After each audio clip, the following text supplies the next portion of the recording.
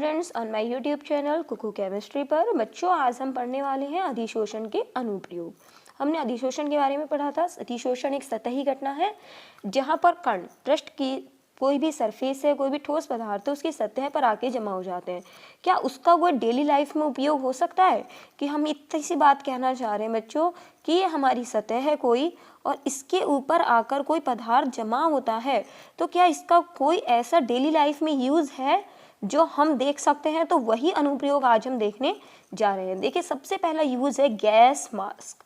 Mask के बारे में तो आप लोग इस समय सभी जानते हो। सब जो कोरोना वायरस है उसकी वजह से दुनिया क्या लगा रही है? मास्क। मतलब अपने मास्क से हम किसको कवर करते हैं? अपनी नोज़ को। किसको कवर करते हैं? अपनी नोज़ को, ताकि आने वाली जो हवा हो, कोई भी हो, कुछ भी चीज़ हो, वो कीटाणु फ्री हो। इसीलिए तो हम मास्क का यूज़ कर रहे हैं कि नहीं कर रहे हैं? एक बात बताइए, मास्क का जो यूज़ किया जा रहा है आज, जो हम इस मास्क वर्ड लिखा हुआ है इसका यूज़ कर रहे हो, किस लिए कर रहे हैं? ताकि हमारी नाक में जाने वाली जो हवा हो वो बिल्कुल क्या हो? शुद्ध हो। अब आगे क्या लिखा हुआ है? Gas mask. इस गैस मास्क लिखा हुआ है। इसमें गैस मास्क में किसका यूज़ किया जाता है? सक्रिय चारकोल। चारकोल का अर्थ मैं आपको बता चुकी हूँ। तो सक्रिय चारकोल का गैस मास्क में उपयोग किया जाता है जो वायु में उपस्थित जहरीली तथा हानिकारक गैसों कार्बन मोनोऑक्साइड और मैथेन को अधिशोषित कर लेता है। आज मास्क का यूज किस लिए कर रहे हैं? ताकि हमारी हवा में कोरोना का वायरस नहीं हो। इसी तरह से इस गैस मास्क, जो ये मास्क हम बता रहे हैं, इस मास्क का यूज किस लिए हो रहा है कि इस मास्क के अंदर क्या भरा होता है? चारकोल भरा होता है। ये चारकोल काम क्या करता है? अगर एयर के अंदर, जैसे कोयले की फैक्ट्री है, कोयले के अपने पास खाने हैं, कोयले की फैक्ट्री में कोई व्यक्ति काम कर रहा है, तो वहाँ पर मैथेन गैस भी होगी, कार्बन मोनोऑक्साइड भी होगी। ये कार्बन मोनोऑक्साइड और मैथेन गैस है, ये बहुत जहरीली गैस है जो हमारे शरीर के अंदर चली जाए तो हमारे श्वसन तंत्र को क्या कर देती है? अवरुद्ध कर देती है। उस गैस को हमारे शरीर में रोकने का काम कौन करता है? चारकोल का गैस मास्क काम करता है। चारकोल क्या करता है कि ऑक्सीजन के अलावा जो कार्बन मोनोऑक्साइड है, मैथेन है, इनको क्या कर लेता है? इनको हमारे अंदर जाने से पहले ये मास्क क्या कर लेता है? अधिशोषित कर लेता है, जिसकी वजह से ये गैसें हमारी नाक में अंदर जाने से रुक जाती हैं और हमारा शरीर जो है वो इन जहरीली गैसों को अधिशोषित नहीं कर पाता। जहरीली गैसें हमारे शरीर में नहीं पहुँच पाती हैं। अगला देखिए बच्चों, कपड़ों की रंगाई में, मतलब कपड़ों को कलर करने में अधिशोषण का कैसे यूज हो रहा है? फिटकरी। फिटकरी आप सभी जानते हैं। चलो, कोई नहीं जानता अगर फिटकरी तो मैं आपको बता देती हूँ। आपने जो शेविंग करते हैं, आपके पेरेंट्स जो पापा हैं शेविंग करते हैं, तो आपने देखा होगा उनके शेविंग बॉक्स में एक छोटा सा वाइट कलर का मिश्री जैसा है ना टुकड़ा पड़ा रहता है। ठीक है, उसको हम क्या कहते हैं? फिटकरी कहते हैं। क्या कहते हैं हम? फिटकरी।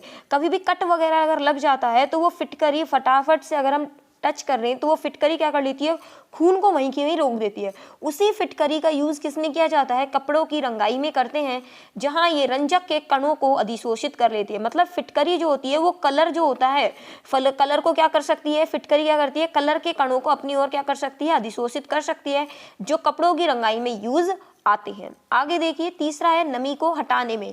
नमी को हटाने में ये प्रयोग मैं पहले भी आपको बता चुकी हूँ कि सिलिका जेल। सिलिका जेल मैंने आपको लास्ट वीडियो में गोलियां भी दिखाई थी, चित्र था सिलिका जेल का, जो किस में यूज आता है बच्चों?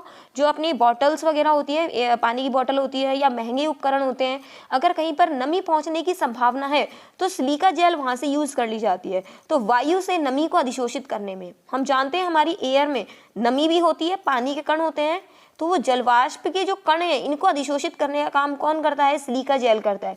तो सिलिका जेल अतः महंगे उपकरण जिन पर नमी का प्रतिकूल प्रभाव पड़ता है, इस विधि का उपयोग करते हैं। जहां भी नमी की वजह से स्मेल हो जाती है, बॉटल्स वगैरह है न्यू, अगर उसमें नमी बंद रह गई तो उसमें क्या हो जाएगी? बदबू हो जाएगी।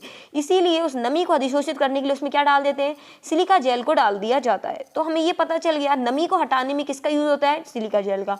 क्वेश्चन क्या आ सकता है कि गैस मास्क में किसका उपयोग होता है? सक्रिय चारकोल का।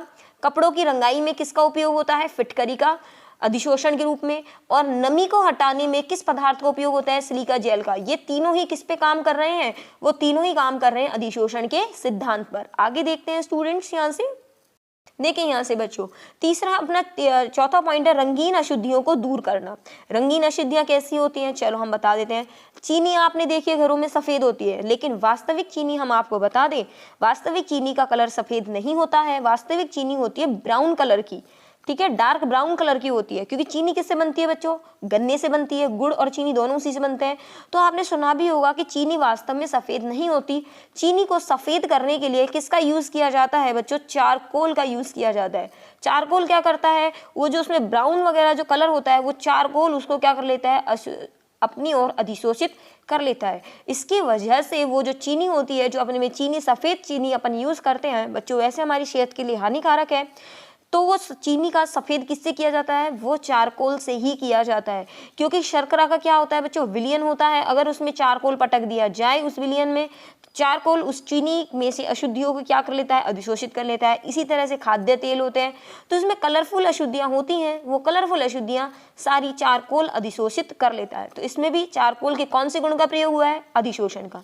चारकोल का यूज़ मैंने पहले भी बताया था, जो फेस वॉश वगैरह होते हैं, अपने जो फेस पर डर्ट जमा होती है, गंदगी जमा होती है, मिट्टी के कण जमा होते हैं, वो भी चारकोल की सहायता से अधिशोषित किए जा सकते हैं। आगे देखिए बच्चों, विषमांगी उत्प्रेरण में धातु निकिल, ये Fe लिखा हुआ है बच्चों, आयरन है, प्लैटिनम, पैलेडियम आदि का औद्योगिक विधियों, अर्थात उदाहरण अमोनिया निर्माण की हैबर विधि, संपर्क विधि में प्लैटिनम तेलों का हाइड्रोजनीकरण, निकिल में उत्प्रेरक का उपयोग करते हैं।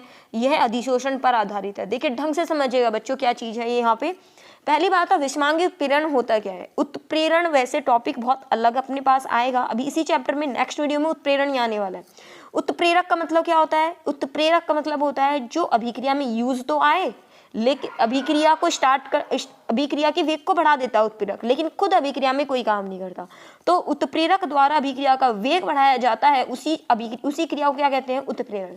विषमांगी का मतलब क्या होता है, विषमांगी का अर्थ होता है कि जब वहां पर क्रियाकारक और उत्पाद, या हम कह दें क्रियाकारक उत्प्रेरक दोनों की क्या हो, वहां से अलग अलग भौतिक अवस्था हो, तो उस स्थिति में विषमांगी उत्प्रेरण कहा जाता है। जैसे इसमें लिखा हुआ है यहाँ से, अमोनिया निर्माण की हैबर विधि। अमोनिया निर्माण का मतलब हो गया N2 + H2 और इसमें क्या बन गया, अमोनिया। ठीक है, नाइट्रोजन गैस है, हाइड्रोजन गैस है, लेकिन ये जो आयरन लिखा हुआ है, आयरन कैसा होता है बच्चों, सॉलिड। तो क्रियाकारक जो है हमारे गैसीय हैं, लेकिन उत्प्रेरक कैसा है यहाँ से बच्चों, ये हमारा ठोस है। तो क्रियाकारक और उत्प्रेरक दोनों की भौतिक अवस्था अलग अलग हो, तो उसको क्या कहते हैं, विषमांगी उत्प्रेरण कहते हैं। अब आते हैं टॉपिक पर कि अधिशोषण कैसे काम करता है, कि आयरन, नाइट्रोजन और हाइड्रोजन जो काम कर रहे हैं, आयरन के साथ कैसे अधिशोषण हो रहा है, क्योंकि अनुप्रयोग किसके पढ़े जा रहे हैं, अधिशोषण के। तो अधिशोषण कैसे काम कर रहा है, तो बच्चों यहाँ से करते हैं अपन। ये है अपने पास आयरन का टुकड़ा, किसका टुकड़ा है, आयरन का।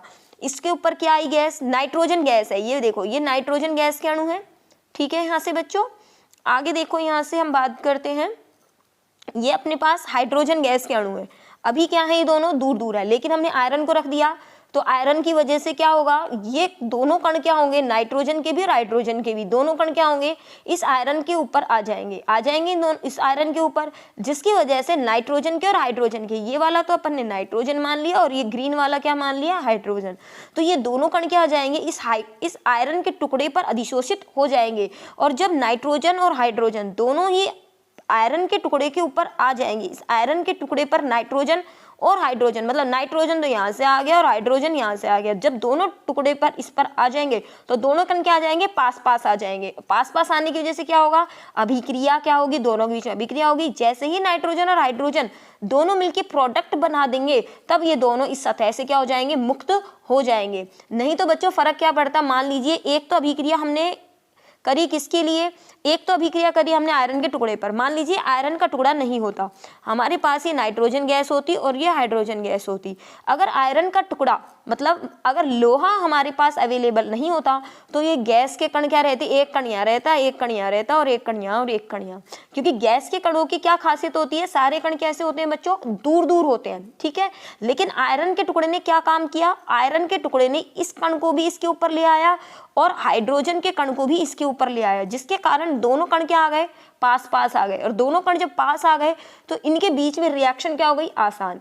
आप खुद सोच के देखिए, अगर नाइट्रोजन का अणु, तो नाइट्रोजन का जो कण है अपना, ये नाइट्रोजन कण तो इधर है और हाइड्रोजन कण इधर है, दोनों अलग अलग हैं, तो इनके बीच में अभिक्रिया होने के लिए दोनों कणों को पास तो आना पड़ेगा ना, और पास लाने का काम कौन कर रहा है? आयरन। तो आयरन वो सतह उपलब्ध करा देता है जिसकी वजह से दोनों कण क्या आ जाते हैं? पास आ जाते हैं और अभिक्रिया दोनों के बीच पॉसिबल हो जाती है। तो ये सब काम किसकी वजह से संभव हो पाया? अधिशोषण की वजह से संभव हो पाया। अब समझ में आ गया आयरन क्या रोल अपनाता है इसके अंदर?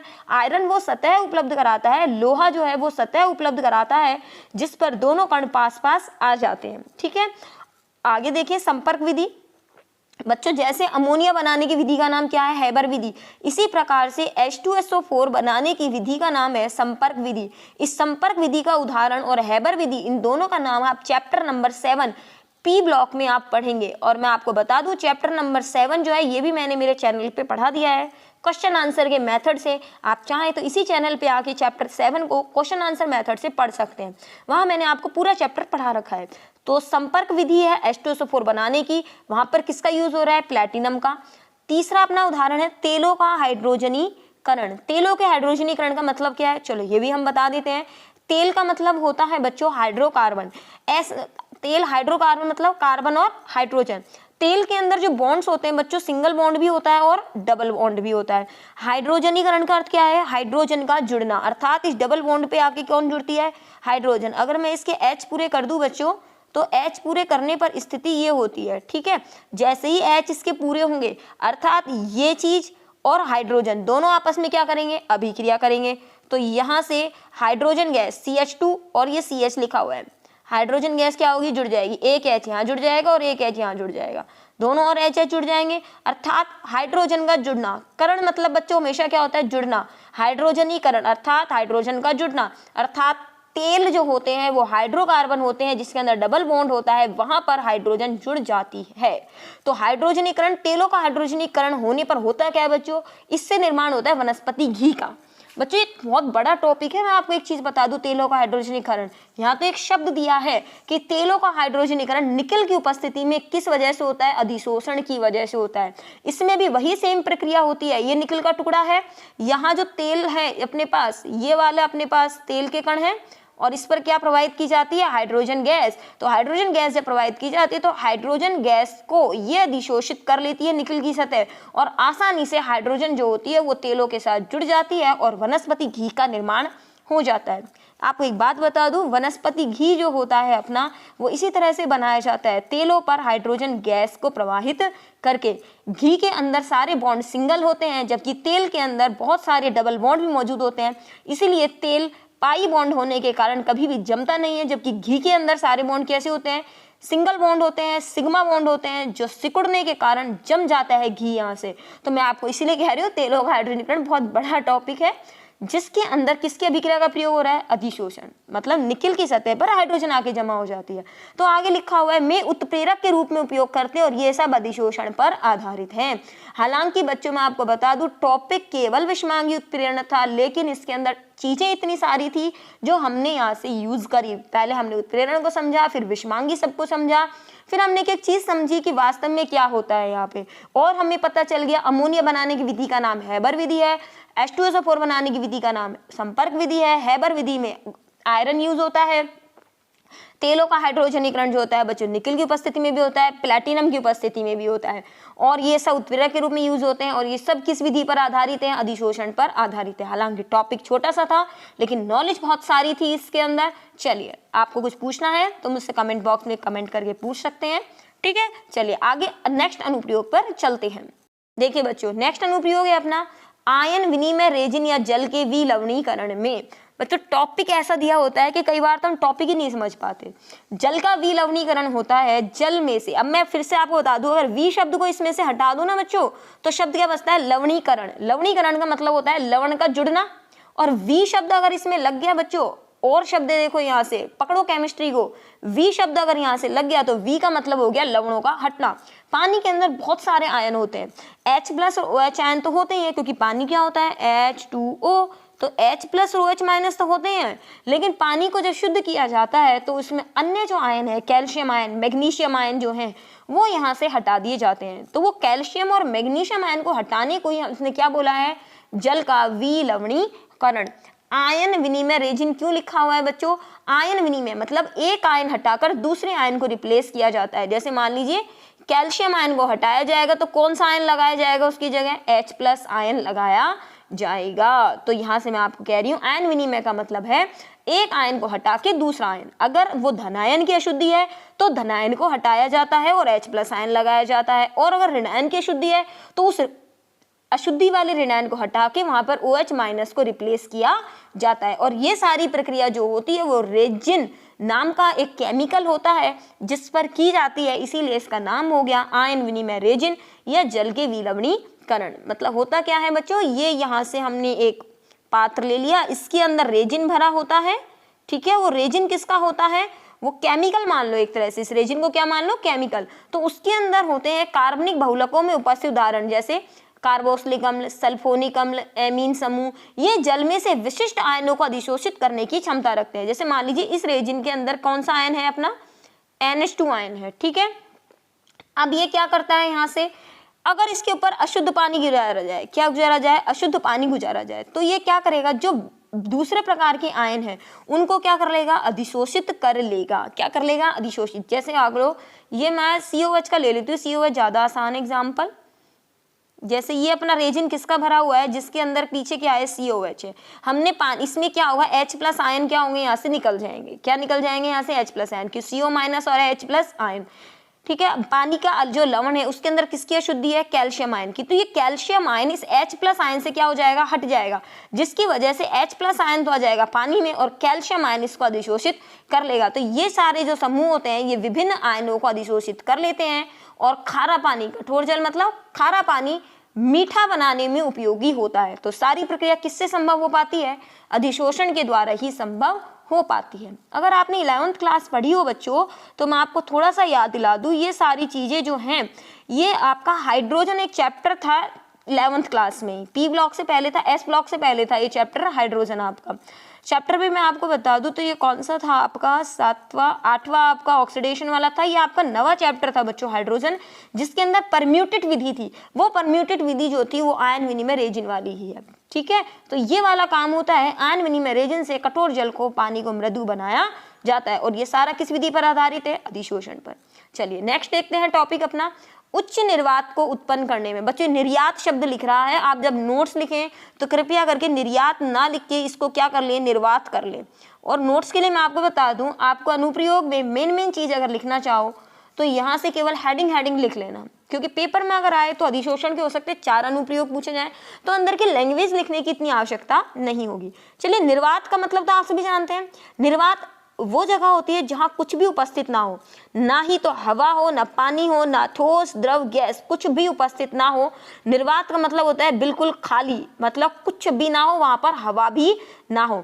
तो चारकोल द्वारा द्रवित वायु से वायु का अधिशोषण पात्र में उच्च निर्वात उत्पन्न करने में उपयोगी होता है। सीधा सा मतलब है, मतलब सब कुछ अधिशोषित कर दिया जाए तो कौन अधिशोषित कर रहा है? चारकोल। चारकोल द्वारा द्रवित वायु से मतलब वायु को क्या कर दिया हमने? लिक्विड कर दिया। उस वायु का अधिशोषण पात्र में उच्च निर्वात उत्पन्न करने में उपयोगी होता है। और यह विधि उच्च निर्वातित दीवार फ्लास्कों में द्रव वायु या द्रव हाइड्रोजन के संग्रहण में उपयोगी होती है। तो किसके संग्रहण में उपयोगी है अधिशोषण की ये विधि? द्रव हाइड्रोजन के संग्रहण में उपयोगी है। मतलब केवल हाइड्रोजन का अगर संग्रहण करना है, लिक्विड हाइड्रोजन का, किसका करना है? लिक्विड हाइड्रोजन को अगर हमें स्टोर करके रखना है तो इस विधि को उपयोग किया जाता है, क्योंकि वहां से वायु को लिक्विड करके उसके अंदर से बाकी सारी नमी को वगैरह को खींच लिया जाता है। पहले वायु को क्या कर दिया? लिक्विफाई कर दिया। वायु को लिक्विफाई कर दिया तो चारकोल पर उस चीज का क्या हो गया? पूरी तरह से अधिशोषण हो गया, निर्वात उत्पन्न हो गया पूरी तरह से, और हाइड्रोजन वगैरह बाकी और चीजें हैं उनको संग्रहित किया जा सकता है।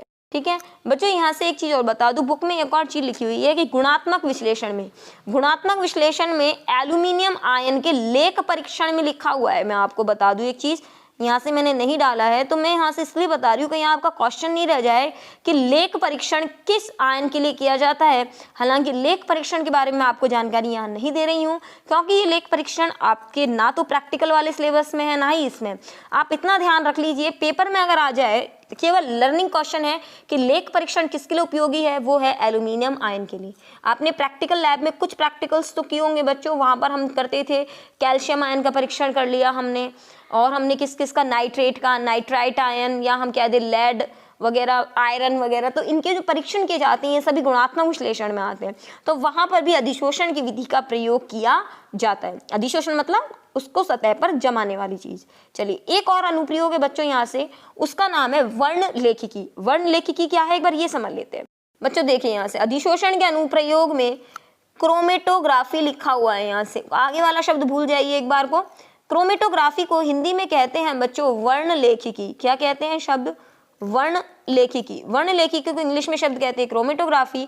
इसको कई बार हम ऐसे हिंदी में भी लिख देते हैं स्टूडेंट्स, ऐसे लिख देते हैं हम इसको क्रोमेटोग्राफी। सबसे पहली बात तो हम एग्जाम में आने वाली चीज की कर लें, फिर उसके बाद मैं एक्सप्लेन करूंगी आपको।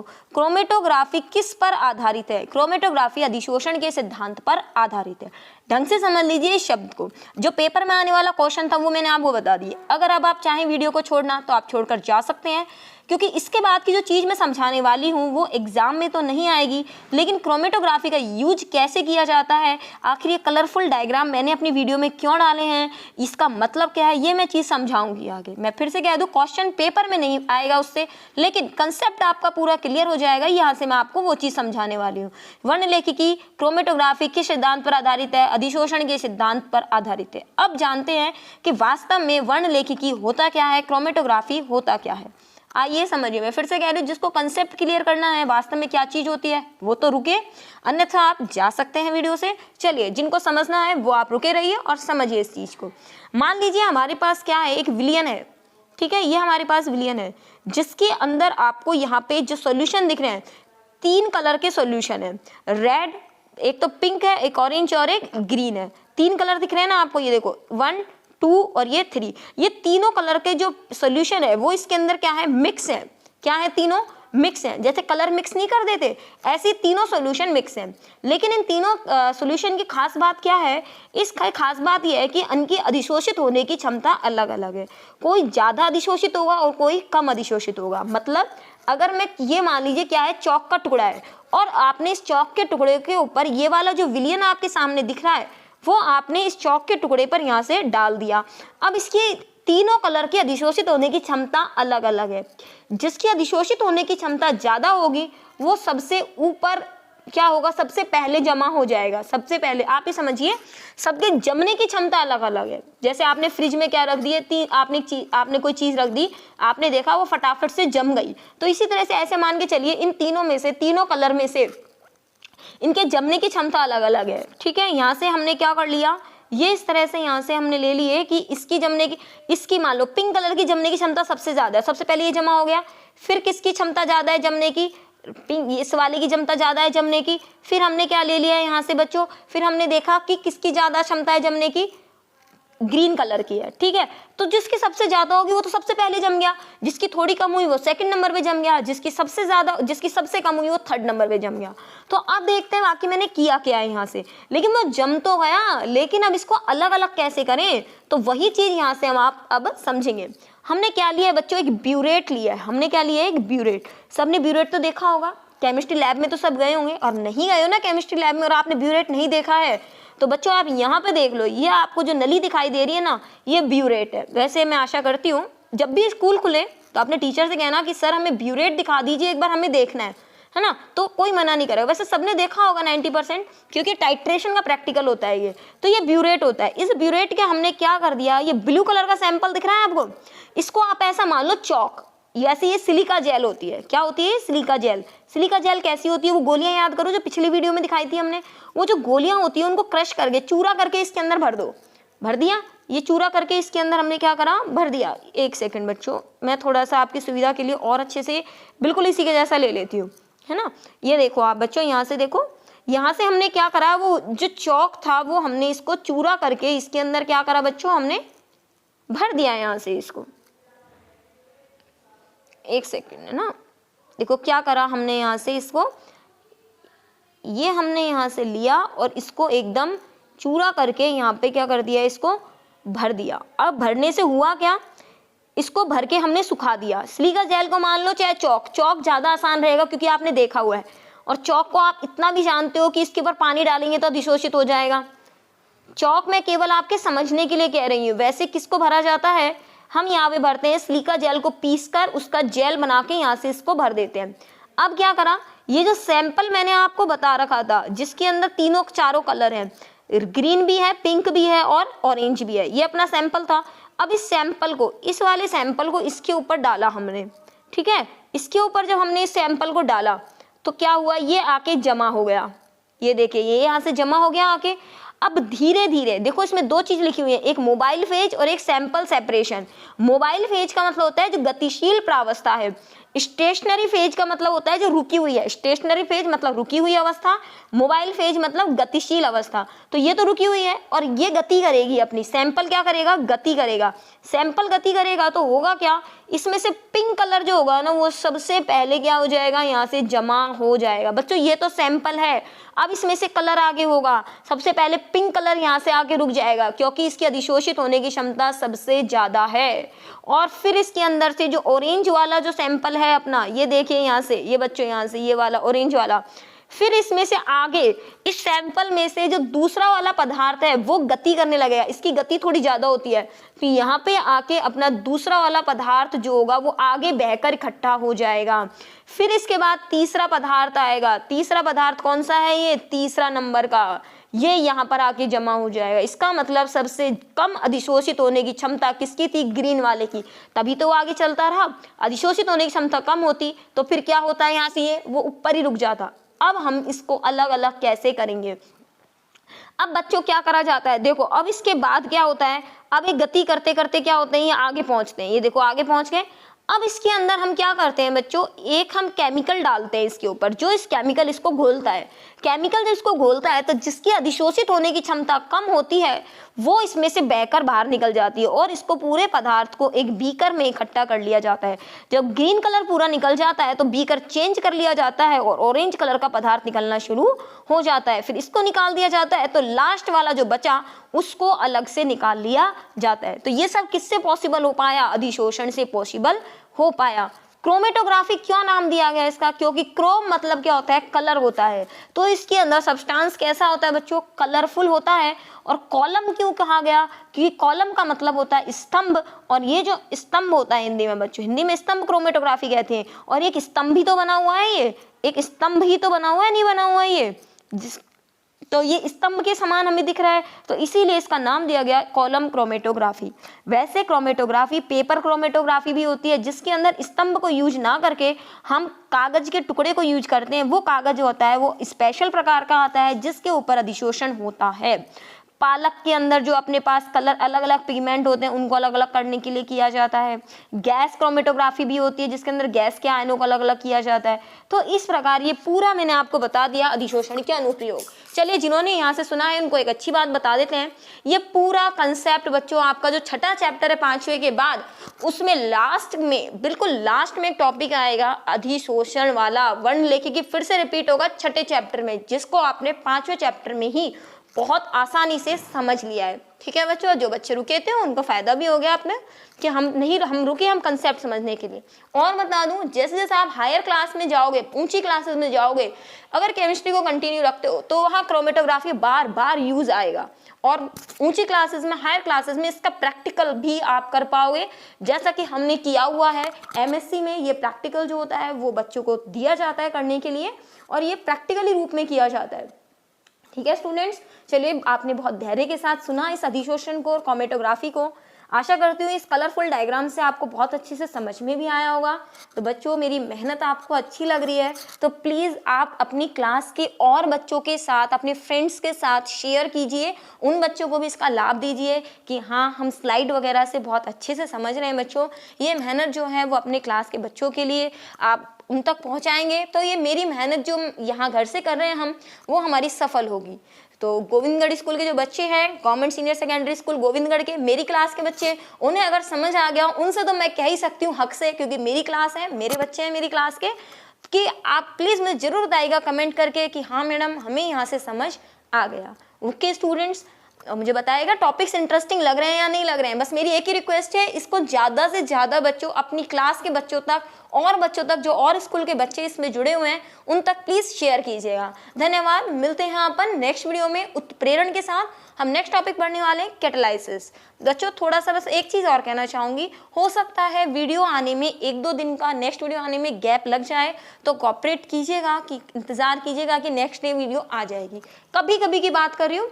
और इस चैनल पे आपको चैप्टर 7 पी ब्लॉक मैंने पढ़ा दिया है, आप चाहें तो चैनल पे जाके मेरे द्वारा पढ़ाए गए अन्य चैप्टर्स को जाके पढ़ सकते हैं। चलिए तब तक धन्यवाद। सब्सक्राइब नहीं किया तो कर लीजिए, ठीक है। Okay bye.